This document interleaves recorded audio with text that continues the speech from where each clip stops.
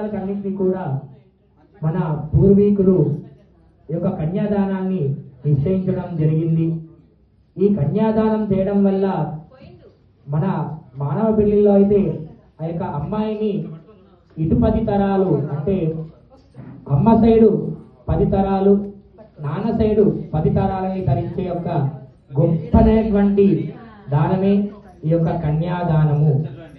కన్యాదానం చేయడం వల్ల త్రిగుణీకృత అగ్నిష్టోమ అతిరాప్త్ర ఆప్తోర్యామ శాంతపన వాజపేయ పౌండరీక అష్టమేధయాగాలు చేసినంత మహాపుణ్య ఫలితము ఈ యొక్క కన్యాదానము. ఆ యొక్క అమ్మాయి ఇటు 10 తరాల్ని తరింపజేస్తుంది, వివాహమయ్యాక అటు 10 తరాల్ని తరింపజేస్తుంది. ఆ కన్యాదానం చేయడం ద్వారా మన పూర్వీకులు ఎవరైతే ఉంటారో గతించి ఉంటారో వారందరూ కూడా నరకలోకాదుత్తీర్య భూలోకంలో మేము ఇక్కడ కన్యాదానాన్ని సమర్పిస్తున్నాము.